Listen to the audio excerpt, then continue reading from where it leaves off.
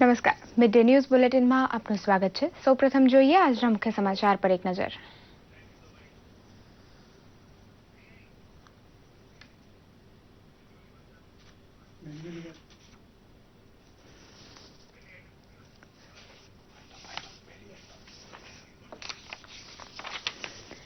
પાંચ રાજ્યોની ભાજપની પરિવર્તન રેલીને સંબોધન માટે પ્રધાનમંત્રી મોદી પહોંચવાના હોવાથી જલંધરમાં છવાયો છે તેમના સ્વાગતનો ઉત્સાહ। ભારે મેદની ઉમટી પડે તેવા અણસાર હોવાથી સજ્જડ સલામતી બંદોબસ્ત ગોઠવાયો।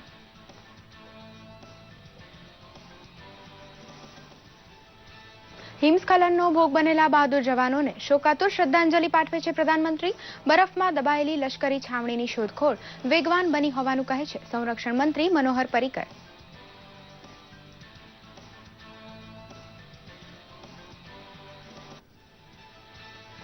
દુનિયામાં સર્વાધિક વૃદ્ધિદર ધરાવતા ભારતીય અર્થતંત્રમાં મૂડીરોકાણ માટે આગ્રહ કરતા નાણામંત્રી જેટલી CII દ્વારા આયોજિત 2 દિવસના આર્થિક પરિસંવાદમાં બજેટ પાસે ઉદ્યોગ જગતની અપેક્ષા અને અરમાન રજૂ થશે।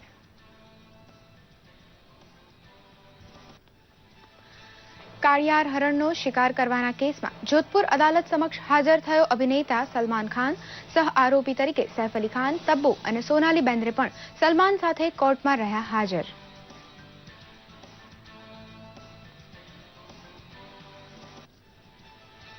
પ્રોજેક્ટ ઉડાન હેઠળ પહેલી ફ્લાઇટનું ઉડ્ડયન ફેબ્રુઆરીમાં થાય તે માટે ચાલે છે તડામાર તૈયારી। 75 હવાઈ મથકને જોડતા 190 રૂટ ઉપર આમ આદમીને પરવડે તેવી હવાઈ સેવા શરૂ કરશે મોદી સરકાર।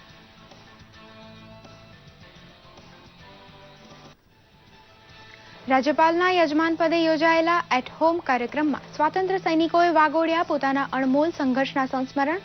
આઝાદી માટે કુરબાની આપનાર અનેકની ઇજ્જત સદાય સચવાય તેનું ધ્યાન રાખવા નવી પેઢીને કરાઈ અપીલ। પદ્મ પુરસ્કાર માટે પસંદ થયેલા ગુજરાતી વિરલા કહે છે નેકદિલ સેવાની કદર બદલ તેઓ રહેશે દેશના ઋણી। સમાજ સેવાને અંગત હિત કરતા સર્વોપરી ગણનાર અજાણ્યા વિરલાની ઉત્તમ સેવા વિશે વાકેફ થયો દેશ। સુરેન્દ્રનગરના લખતર નજીક જૈન યાત્રાળુ સંઘની બસને અકસ્માત નડતા 2ના મોત સાથે 12ને પહોંચી ગંભીર ઇજા। ગુજરાતના જૈન તીર્થની યાત્રાએ મુંબઈથી નીકળેલી 8 બસનો કાફલો અકસ્માતને લીધે સુરેન્દ્રનગરમાં અટવાયો।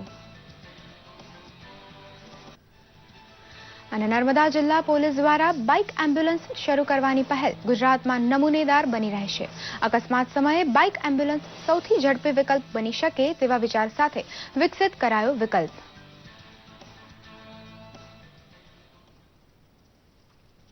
સમાચાર વિગતવાર।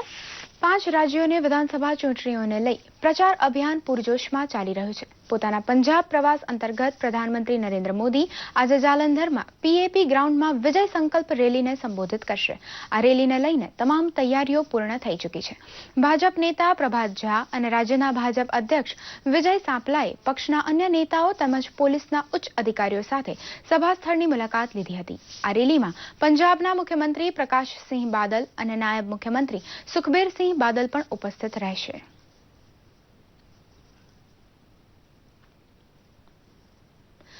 કેન્દ્રીય નાણામંત્રી અરુણ જેટલીએ વિશાખાપટ્ટનમમાં ભારતીય ઉદ્યોગ મહાસંઘ એટલે કે CIIના 2 દિવસીય સંમેલનનું ઉદ્ઘાટન કર્યું। ઉદ્ઘાટન પ્રસંગે નાણામંત્રીએ સ્પષ્ટપણે જણાવ્યું કે છેલ્લા 1 વર્ષમાં ઉદ્યોગ ક્ષેત્રે અનેક સુધારા વધારા કરાયા છે જેને લઈ ભારતમાં રોકાણ વધશે। વિશ્વમાં ઉભરતી અર્થવ્યવસ્થાના રૂપમાં ભારત સ્થાપિત થઈ રહ્યું હોવાનું જેટલીએ જણાવ્યું। જનધન ખાતા સાથે આધાર કાર્ડનું જોડાણ તેમજ કેશલેસ પેમેન્ટ જેવી પહેલનો કારણે ભારતીય અર્થવ્યવસ્થાને એક નવી દિશા મળશે તેમ જેટલીએ જણાવ્યું હતું। આશરે 51 દેશોના ઉદ્યોગ જગતના 2000 જેટલા ઉચ્ચ અધિકારીઓ અને પ્રતિનિધિઓ આ સંમેલનમાં ભાગ લઈ રહ્યા છે।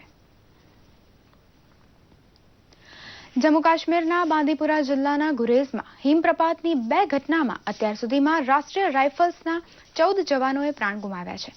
લશ્કરી છાવણી અને પેટ્રોલિંગ ટીમ હિમપ્રપાતનો ભોગ બની હતી. સર્ચ ઓપરેશનને લીધે એક જુનિયર અધિકારી અને 6 જવાનના જીવ બચાવી શકાયા હતા.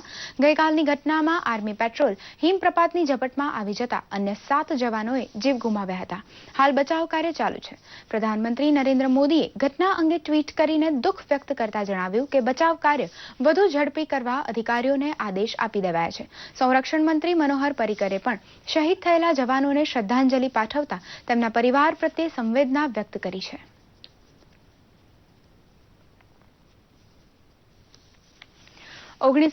ના કાળિયાર હરણના શિકાર મામલે અભિનેતા સલમાન ખાન આજે રાજસ્થાનની જોધપુર કોર્ટમાં હાજર થયા હતા. સુનાવણી દરમિયાન પૂછાયેલા 57 સવાલોના જવાબમાં સલમાને પોતાને નિર્દોષ ગણાવ્યા તો સલમાન ઉપરાંત આ કેસના અન્ય આરોપી અભિનેતા સૈફ અલી ખાન તેમજ અભિનેત્રી તબુ, સોનાલી બેન્દ્રે અને નીલમ પણ કોર્ટમાં હાજર થયા છે, જેમના નિવેદનો નોંધવાની પ્રક્રિયા ચાલી રહી છે.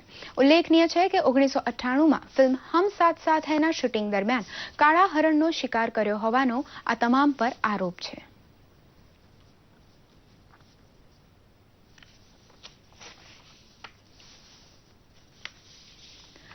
આમ આદમીના ખિસ્સાને પરવડે તેવા સસ્તા હવાઈ પ્રવાસને સંભવ બનાવતી ઉડાન યોજના હેઠળ પહેલી ફ્લાઇટનું ઉડ્ડયન ફેબ્રુઆરીમાં હાથ ધરાય તેવી તૈયારી ચાલી રહી છે. ઉડાન એટલે ઉડે દેશ કે આમ નાગરિક જેવું નામ પામેલી આ એર કનેક્ટિવિટી સ્કીમ હેઠળ 500 કિલોમીટર જેટલી ટૂંકી 1 કલાકમાં પૂરી થઈ જાય તેવી યાત્રાના પેકેજ ઘડાશે, જેનો અમલ ખાનગી એરલાઇન કંપની દ્વારા થશે. ટચુકડા વિમાન ઉપરાંત હેલિકોપ્ટરને પણ આ યોજનામાં સામેલ કરાયા છે. નાગરિક ઉડ્ડયન મંત્રાલયને ઉડાન કાર્યક્રમ હેઠળ દેશભરમાં પથરાયેલા 190 રૂટ ઉપર હવાઈ સેવા શરૂ કરવા માટેના પ્રસ્તાવ મળી ચૂક્યા છે. 75 હવાઈ મથકને સાંકળતી હવાઈ સેવા માટે 11 કંપની દ્વારા રસ દાખવવામાં આવે છે. હાલ હવાઈ સેવા જ્યાં ચાલતી નથી તેવી નાનકડી હવાઈ પટ્ટી ધરાવતા સ્થળને એર ટેક્સી વડે જોડવા ઉડાન કાર્યક્રમ ગયા ઓક્ટોબરમાં જાહેર કરાયો હતો. કાળા નાણાંની કબૂલાત માટેના છેલ્લા અવસર તરીકે પ્રધાનમંત્રી ગરીબ કલ્યાણ યોજના સરકારે અમલમાં મૂકી છે, પરંતુ તેના હેઠળ થાપણ સ્વીકારવાનો અધિકાર સહકારી બેંકોને અપાયો નથી તેવી ચોખવટ સરકારે બહાર પાડી છે. રાષ્ટ્રીયકૃત બેંકને આ યોજના હેઠળ કામ પાડવાની છૂટ છે. છુપાયેલી આવકની કબૂલાત કરવા માંગતા નાગરિકે 50%ના દરે આવકવેરો તથા દંડ ભરી દેવાનો હોય છે. ત્યારબાદ કબૂલ કરેલી રકમના 25% રકમની થાપણ 4 વર્ષના લોકિંગ પીરિયડ સાથે બેંકમાં મૂકવાની છે, જેના ઉપર વ્યાજ ચૂકવવાની જોગવાઈ નથી. નાણામંત્રી અરુણ જેટલીના વરદ હસ્તે પ્રધાનમંત્રી ગરીબ કલ્યાણ યોજના ગયા મહિનાની 17 તારીખે શરૂ કરવામાં આવી હતી અને 31મી માર્ચ સુધી તે ચાલુ રહેવાની છે. ગાંધીનગરમાં રાજભવન ખાતે પ્રજાસત્તાક દિન નિમિત્તે એટ હોમ કાર્યક્રમ યોજાઈ ગયો, જેમાં હાજર રહેલા સ્વાતંત્ર્ય સૈનિકોએ પોતાની જિંદગીના અણમોલ સંસ્મરણ તાજા કર્યા હતા. રાજ્યપાલ OP કોહલીના યજમાન પદે યોજાયેલા આ કાર્યક્રમમાં મુખ્યમંત્રી વિજય રૂપાણી સહિત મંત્રીમંડળના વરિષ્ઠ સભ્યો તથા સચિવ કક્ષાના તમામ અધિકારી હાજર રહ્યા હતા. એટ હોમ કાર્યક્રમની પરંપરા પ્રમાણે સમાજમાં અજાણ્યા રહી ઉત્તમ સેવા કરતા રહેલા અનેક આગેવાનો પણ હાજર હતા. આઝાદી બાદ ભારતે સાધેલી પ્રગતિની ચમકદમક વચ્ચે સ્વાતંત્ર્ય સંગ્રામની ગાથા ભૂલાય નહીં તેવી ભાવના અહીં સૌ કોઈના મનમાં રમતી હતી.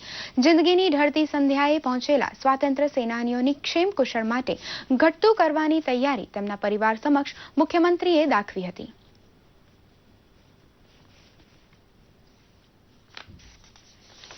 ગુજરાતમાંથી પદ્મ પુરસ્કાર માટે પસંદ થયેલા વિરલાઓનું કહેવું છે કે નેક દિલથી થયેલી કામગીરીની આ કદર છે. અમારું વ્યક્તિગત યોગદાન માત્ર નિમિત્ત ગણવું રહ્યું. સાહિત્યકાર તરીકે અને અધ્યાપનના ક્ષેત્રે કંઈ ને કંઈ કામ કરતા રહેવાથી આ પારિતોષિક, આ સન્માન એ પ્રાપ્ત થયું છે. એ મારે માટે પણ ખૂબ આનંદની વાત એટલા માટે છે કે ગુજરાતી પત્રકારત્વ છેલ્લા ઘણા વર્ષોથી શરૂઆતથી અત્યાર સુધીમાં જે રીતે વિકસિત થયું છે અને અલગ અલગ ક્ષેત્રોમાં પત્રકારોએ પોતાના નામો લીધા છે, એના પડાવ રૂપે આ એક સન્માન છે. ભારત સરકાર તરફથી પદ્મશ્રીનું રેકગ્નિશન મને જે મળ્યું એ માટે મને આનંદ અને ગૌરવ બંને છે. અને મારા વતી પણ મારા અનેક સાથીદારો કે જેમણે આ કામમાં મને મદદ કરી છે, સહકાર આપ્યો છે, તેમના વતી એ સ્વીકાર્યું છું. આપણે એક પ્રયોગ શરૂ કરેલો અને એ પ્રયોગ ઉદ્યોગ સાહસિક વિકાસ યોજના EDP એન્ટરપ્રેન્યોરશિપ ડેવલપમેન્ટ પ્રોગ્રામના નામે વિકસ્યો, આખા દેશમાં પ્રસર્યો અને આજે ભારતના દરેક જિલ્લામાં 12 સંસ્થાઓ સાથે ઉદ્યોગ સાહસિકો વિકસાવવાનું કામ થઈ રહ્યું છે. 50 વર્ષના દીક્ષા જીવનના પર્યાયમાં સંઘની વચ્ચે, સમાજની વચ્ચે, રાષ્ટ્રની વચ્ચે જુદી જુદી સ્ટેટમાં પણ જવાનું બન્યું. પ્રજાજનોની માનસિક સ્થિતિ જાણી. દિલ્હી 4 વર્ષ રહી આવ્યો. દિલ્હીના પણ ઘણા પ્રોબ્લેમ જાણ્યા. ત્યાં જઈને અનેક વિષયો પર મહેનત કરી. નરેન્દ્રભાઈ મોદીને પણ રાયપુરમાં મળવાનું બન્યું. એમને પણ મને એમ કીધું કે અનુકૂળતા તો સાહેબ આપ દિલ્હી આવો, આપણે દિલ્હી મળશું. આવા અનેક પ્રકારના કામો થયા અને વર્તમાન જગતની અનેક પ્રકારની સમસ્યાને લઈને ગુરુદેવની કૃપાથી લગભગ 310 જેટલા પુસ્તકો લખ્યા. આ બધા જ કાર્યને આંખ સામે રાખીને મને એમ લાગે છે કે ગવર્મેન્ટને આ એવોર્ડ આપવાનું મન થયું હશે. શરૂઆતમાં અમને બહુ તકલીફો પડી છે. દાડમની ખેતી કરવામાં બધા નેગેટિવ વિચારો ધરાવતા હતા, પરંતુ મેં કોઈનું સાંભળ્યા વગર આ વિસ્તારમાં મેં 10 થી 15 ખેડૂતોને પહેલા તૈયાર કરી અને દાડમની શરૂઆત કરેલી. એ ટાઈમને ને અત્યારે હાલ એ ટાઈમે અમારે ખેડૂતને ઘરમાં સાયકલ લાવવાના પણ ફોફા હતા, પરંતુ આ દાડમની ખેતીથી એક એવું પરિવર્તન આવી ગયું છે કે જેના કારણે 1 હેક્ટરની અંદરથી દાડમનો 1 હેક્ટર વિસ્તારની અંદરથી ખેડૂતને आरामથી 7 થી 8 लाख रुपया की कमानी થઈ શકે છે. बहुत से फ्रेंड्स सब जुड़ गए हमारे साथ. इनिशियली बड़ौदा के लोग थे, डॉक्टर्स थे, मेरे बैचमेट्स हैं एंड एक मुहिम हमने शुरू किया कि लोगों को बचाना है. अहमदाबाद और सूरत 261 किलोमीटर के बीच में हमने ये शुरू किया. आगे बढ़ा, गुजरात कवर हुआ, फिर राजस्थान, फिर महाराष्ट्र, केरला, पश्चिम बंगाल. अब हमारा आगे का जो काम है वो ये है कि एम्बुलेंस तो अच्छे हैं, 108 आ चुका है, लेकिन जो पैरामेडिक्स है, जो पेशेंट्स का ख्याल रखना है, उनका क्वालिटी कैसे बढ़ाए. इंडिया में आज भी उतना ट्रेनिंग की फैसिलिटीज नहीं है और वो हमें आगे ले जाना है. સુરેન્દ્રનગર જિલ્લામાં લખતર નજીક અળોક ગામે પસાર થઈ રહેલી જૈન યાત્રીઓની બસને અકસ્માત નડતા 2ના મોત સાથે 16 યાત્રાળુ ઘાયલ થયાના સમાચાર છે. ગુજરાતમાં આવેલા જૈન તીર્થની યાત્રાએ મુંબઈથી આ બસ નીકળી હતી અને છેલ્લો મુકામ તેનો શંખેશ્વર હતો. વાયા વિરમગામ થઈને સુરેન્દ્રનગર તરફ આવી રહેલી બસને ગઈ રાત્રે અકસ્માત નડતા ઇમરજન્સી મેડિકલ વાન ઘટના સ્થળે ધસી ગઈ હતી અને ઘાયલ યાત્રાળુને લખતર સરકારી દવાખાને પ્રાથમિક સારવાર આપ્યા બાદ સુરેન્દ્રનગરની મોટી હોસ્પિટલમાં ખસેડાયા હતા, જે પૈકી 4ની હાલત ગંભીર હોવાથી અમદાવાદ ખસેડાયા છે. ધારાસભ્ય વર્ષાબહેન દોશીએ અકસ્માત સ્થળેથી ઘાયલોને દવાખાને પહોંચાડવાનું સંકલન કરી સારવારમાં કચાશ રહે નહીં તે માટે દવાખાને રૂબરૂ હાજર રહ્યા હતા.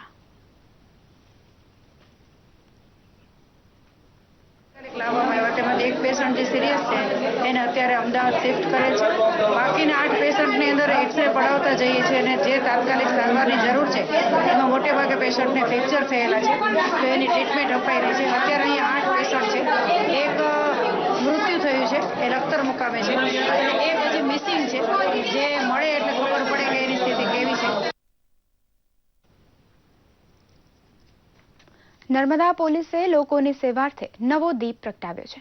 અકસ્માત બાદ તુરંત જ ઇજાગ્રસ્ત વ્યક્તિને હોસ્પિટલ ખસેડવા માટે સૌપ્રથમવાર અકસ્માત ઝોનમાં બાઇક એમ્બ્યુલન્સ તૈનાત કરાશે. જ્યાં 108 એમ્બ્યુલન્સ પહોંચી શકે તેમ ન હોય તેવા વિસ્તારોમાં આ બાઇક એમ્બ્યુલન્સ આશીર્વાદરૂપ બનશે. આ એમ્બ્યુલન્સને પ્રાથમિક સારવાર અંગે તાલીમબદ્ધ પોલીસ કર્મચારી જ ચલાવશે.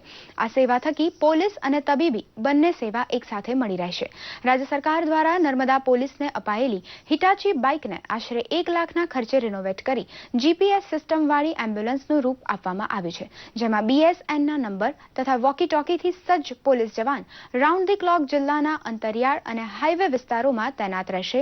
આ સિસ્ટમનો સંપૂર્ણ કંટ્રોલ જિલ્લાની હેડ ઓફિસ પાસે રહેશે.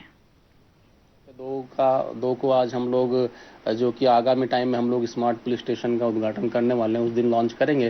फिलहाल चूंकि इनके रजिस्ट्रेशन का प्रोसेस चल रहा है और ड्राइवरों की ट्रेनिंग चल रही है, तो जल्दी हम लोग आगामी टाइम में एक्स्ट्रा भी बना. जहाँ तक अभी तक मेरे नॉलेज में सरकारी विभाग में मुझे इतना इल्म नहीं है कि मतलब किसकी जगह पर संभवतः, पर शायद ये इंडिया का पुलिस विभाग में पहला प्रोजेक्ट होगा. કેન્દ્ર સરકાર તથા એલેમ્કો કંપનીના સહયોગથી પંચમહાલ જિલ્લાના ગોધરા તથા હાલોલ ખાતે દિવ્યાંગ સહાયતા અસેસમેન્ટ કેમ્પનું આયોજન કરાયું હતું. સામર્થ્ય નામના આ કેમ્પમાં 40% દિવ્યાંગતા ધરાવતા દિવ્યાંગોને જરૂરી સહાય જેવી કે હાથ પગ ન હોય તેવા દિવ્યાંગોને કૃત્રિમ હાથ પગ અને ઘોડી, લકવાગ્રસ્ત દિવ્યાંગોને ટ્રાયસિકલ, પ્રજ્ઞાચક્ષુઓને ટેબ્લેટ તથા મોબાઈલ, મૂકબધિરોને સાંભળવાના મશીન જેવા જરૂરી સાધનોના વિતરણ માટે પસંદગી કરાઈ હતી. જિલ્લાના આશરે 2000 દિવ્યાંગોને આ સાધન સહાયનું વિતરણ ટૂંક સમયમાં કરાશે તેમ દિવ્યાંગ કેમ્પના નોડલ અધિકારી અને જિલ્લા પુરવઠા અધિકારી MS ગઢવીએ જણાવ્યું હતું.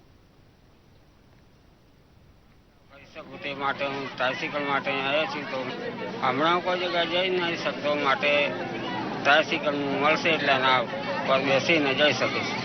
તો મારે 40 કિલોમીટર દૂર છે કોલેજ મારી, તો ત્યાં બસ સ્ટેશન ઉપર મૂકીને ત્યાંથી ચાલતું જવું પડે, એટલે મારે ટ્રાયસિકલ આવશે તો મારે જવામાં ફાયદો થાય.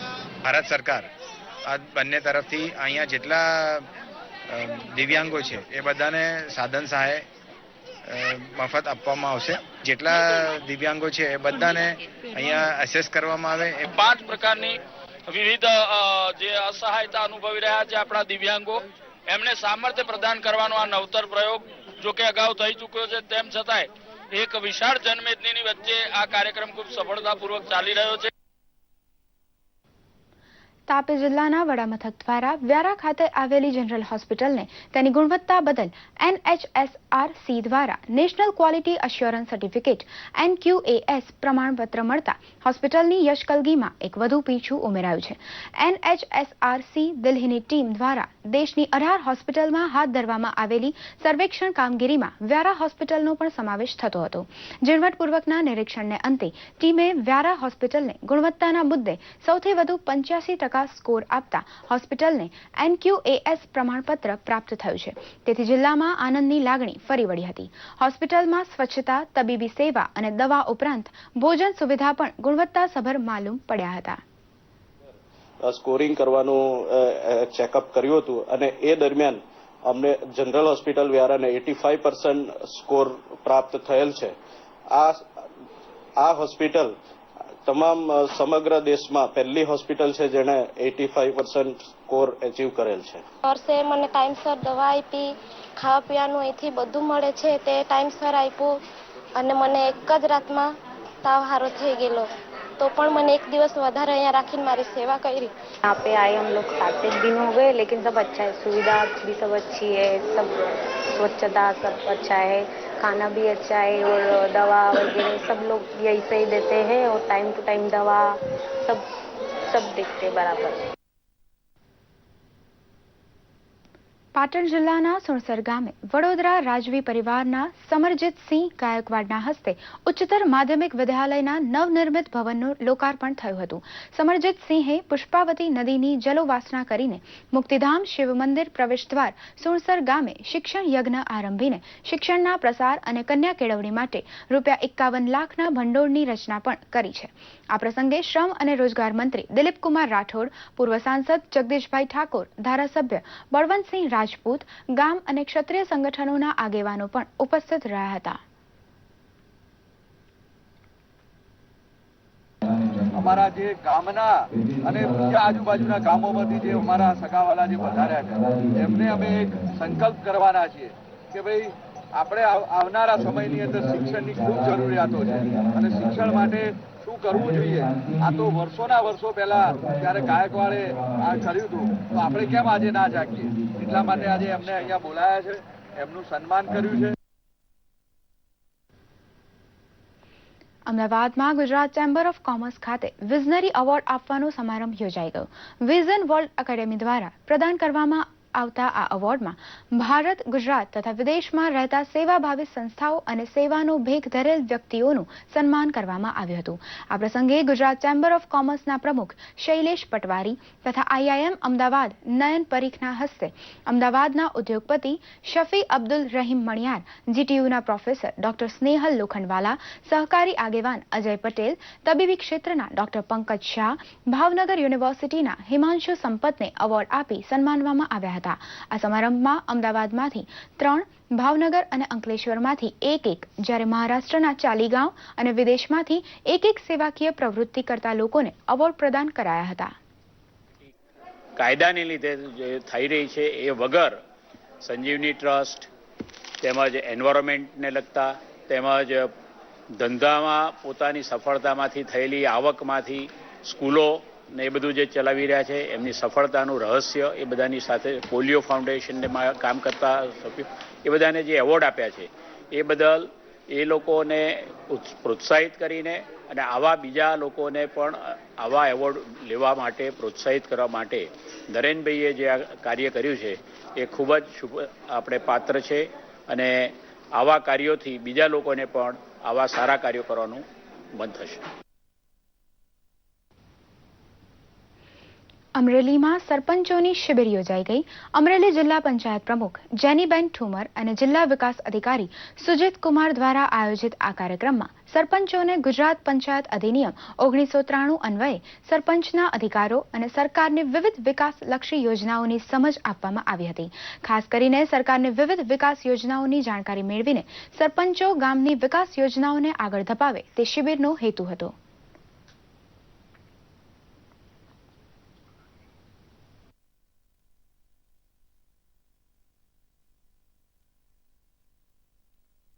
ગ્રામ પંચાયતથી લોકો આવ્યા છે અને લોકોના જે પ્રશ્નો છે કાયદાકીય વિશે અને ગ્રામના વિકાસ વિશે આપણને આ લોકો આપણા પ્રશ્નોના નિરાકરણ અહીંયા કરી શકે છે. એના પછી પણ આ તો પ્રાથમિક તબક્કાની એક તાલીમ છે. એના પછી પણ ડિટેલ તાલીમ 3 દિવસીય ગામડે આપને લોકોને બોલાવીને તાલુકામાંથી કે તાલીમ પણ ડિટેલ તાલીમ 3 દિવસીય આપવામાં આવશે, જેનાથી કે આ લોકો એક વ્યવસ્થિત રીતે ગ્રામ પંચાયતોના સંચાલન કરી શકે અને ગામની એક સારા વિકાસ થઈ શકે. બાગાયત વિભાગ દ્વારા મોરબીમાં મહિલાઓ ફળફળાદીમાંથી સ્વરોજગારી મેળવી શકે તે માટે એક તાલીમ શિબિર યોજાઈ ગઈ.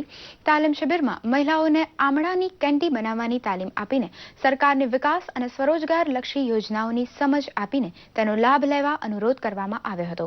તાલીમ શિબિરમાં ધારાસભ્ય કાંતિલાલ અમૃતિયા, જિલ્લા વિકાસ અધિકારી સુનિલ કુમાર, બાગાયત અધિકારી GJ ગજેરા ઉપસ્થિત રહ્યા હતા. તાલીમ શિબિરમાં જોડાયેલી મહિલાઓએ રસપૂર્વક તાલીમ લઈને સ્વરોજગાર યોજનાઓનો લાભ લેવા ઉત્સુકતા દાખવી હતી.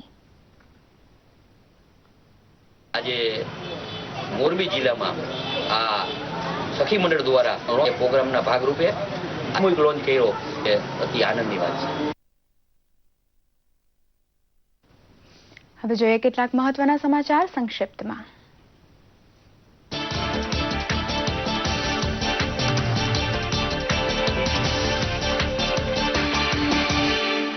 ભારત UAE વચ્ચે પરસ્પર સંબંધોને મજબૂત કરવા માટે વ્યાપક નીતિગત ભાગીદારી પ્રત્યે વ્યક્ત કરાઈ વચનબદ્ધતા.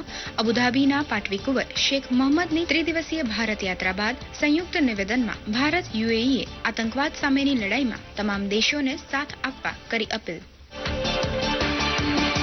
ઉત્તર પ્રદેશમાં બીજા તબક્કાની ચૂંટણી માટે ઉમેદવારી પત્રો ભરવાનો આજે અંતિમ દિવસ. યુપીમાં 11 જિલ્લાની 67 બેઠકોની ચૂંટણીનું મતદાન 15 ફેબ્રુઆરીએ. 30 જાન્યુઆરીએ થશે ઉમેદવારી પત્રોની ચકાસણી. ઉમેદવારી પરત ખેંચવાની અંતિમ તારીખ 1 ફેબ્રુઆરી. ઉત્તરાખંડ વિધાનસભાની કુલ 70 બેઠકો માટે એક જ તબક્કામાં 15 ફેબ્રુઆરીએ યોજાશે મતદાન. આજે ઉમેદવારી પત્ર ભરવાનો અંતિમ દિવસ. 30 જાન્યુઆરીએ થશે ઉમેદવારી પત્રોની ચકાસણી.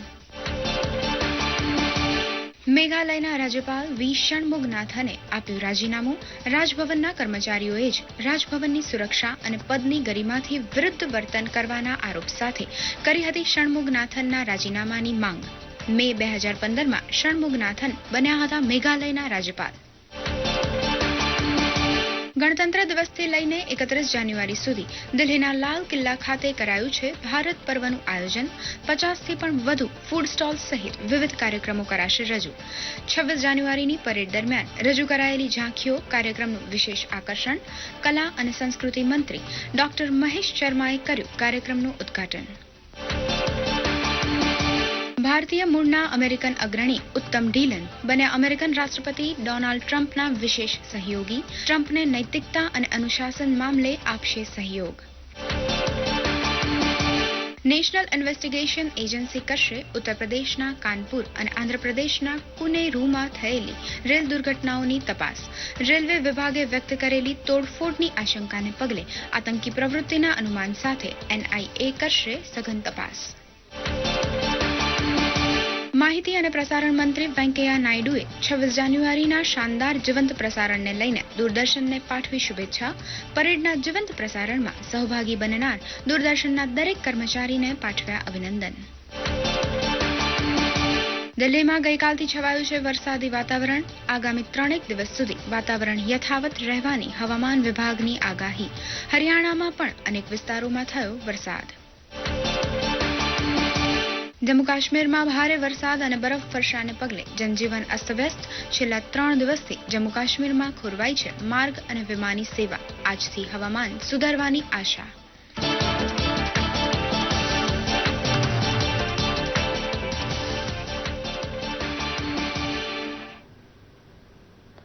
મૌની અમાસ હોવાથી અલ્હાબાદમાં ગંગા સ્નાન માટે લાખો શ્રદ્ધાળુ ઉમટ્યા છે.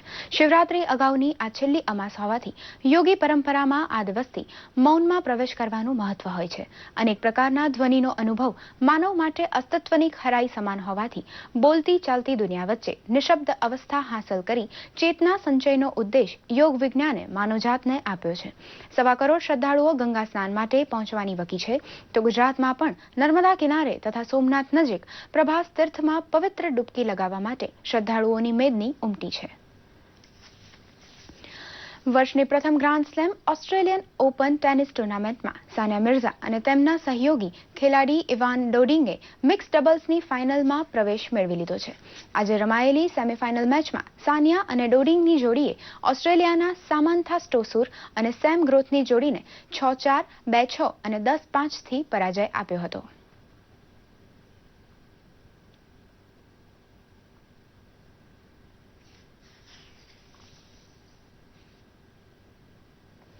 આજે સોશિયલ મીડિયામાં વિદેશ મંત્રી સુષ્મા સ્વરાજે ટ્વિટર થકી કરેલી મદદ.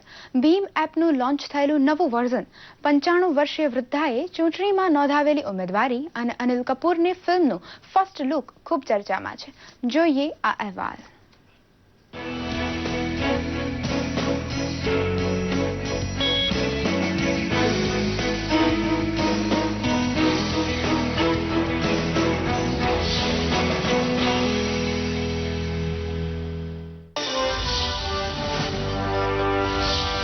વિદેશ મંત્રી સુષ્મા સ્વરાજ હંમેશા સોશિયલ મીડિયા પર જરૂરિયાતવાળા નાગરિકોની વહારે આવતા રહ્યા છે અને ટ્વિટર દ્વારા મદદની ગુહાર લગાવતા તુરંત જ એક્શન લેનારા સુષ્મા સ્વરાજે ગુરુવારે 2 દિવસના નવજાત બાળકની સારવાર માટે મદદની રજૂઆત કરી. દેવ નામે એક વ્યક્તિએ ટ્વીટ પર પોતાના ટ્વિટર પેજ પર નવજાત બાળકની ફોટો અપલોડ કરતા લખ્યું હતું કે આ બાળકને તુરંત હાર્ટ સર્જરીની જરૂર છે, પરંતુ ભોપાલમાં કોઈ ડોક્ટર નથી જે તેની સર્જરી કરી શકે. મદદ કરશો. સુષ્માજીએ ટ્વીટ જોઈને તુરંત મદદ માટે આગળ આવ્યા. તેમણે પોતાના ટ્વિટર પેજ પર લખ્યું કે હું બાળકના પરિવારજનોનો સંપર્ક કરવા માંગુ છું, મને તેમનો નંબર આપશો.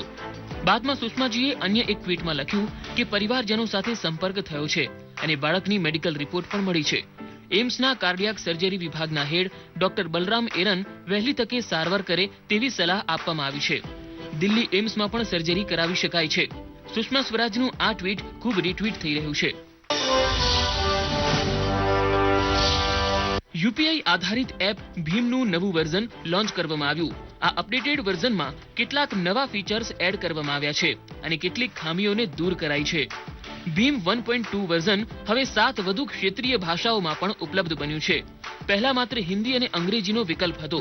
હવે આ એપમાં બંગાળી, ગુજરાતી, કન્નડ, મલયાલમ, ઉડિયા, તમિલ અને તેલુગુમાં પણ ઉપયોગ કરી શકાશે. આ નવા વર્ઝનમાં પે ટુ આધાર નંબરનો પેમેન્ટ ઓપ્શન પણ એડ કરવામાં આવ્યો છે.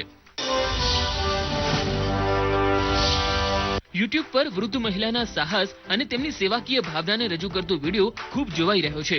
જ્યારે સમાજની સેવા કરવાની અને પરિવર્તન લાવવાની વાત હોય ત્યારે ઉંમર એ માત્ર આંકડો છે. આ વાતનું ચોખ્ખું પ્રમાણ વ્હીલચેરમાં જ ફરી શકનારા 95 વર્ષના જલદેવીએ આપ્યું છે, જેમણે ઉત્તર પ્રદેશની આગામી વિધાનસભાની ચૂંટણી માટે ઉમેદવારી નોંધાવી છે. તેમણે આ પગલું શું કામ લીધું તેના જવાબમાં જલદેવીએ ભાર મૂક્યો હતો કે તેમનો એજન્ડા ભ્રષ્ટાચારને સાફ કરવાનો અને તેમના મત વિસ્તારમાં કાર્ય સરળતાથી થાય તેની કાળજી લેવાનો છે. અગાઉ જલદેવીએ પંચાયતની ચૂંટણીમાં 13,000 મતોથી રેકોર્ડ જીત મેળવી હતી. બોલિવૂડ અભિનેતા અનિલ કપૂરની ફિલ્મ મુબારકા 28 જુલાઈ 2017ના રોજ રિલીઝ થવાની છે, જેમાં અનિલ કપૂરે ફિલ્મમાં પોતાના લુક અંગેનો ફોટો ટ્વિટર પર શેર કર્યો છે. અનિલે લખ્યું છે કે જ્યારે પણ કોઈ નવો રોલ પ્લે કરવા જાઉં છું તો મને આવો લુક રિવીલ કરવું ખૂબ સારું લાગે છે. મુબારકાના કરતાર સિંહને જરૂર મળજો. અનિલની આ ટ્વીટ ખૂબ લાઇક થઈ રહી છે. સોશિયલ મીડિયા ડેસ્કથી પંકજ શર્માનો રિપોર્ટ, દૂરદર્શન સમાચાર, અમદાવાદ. આ સાથે જ મિડ ડે ન્યૂઝ બુલેટિન સમાપ્ત કરીએ. નમસ્કાર.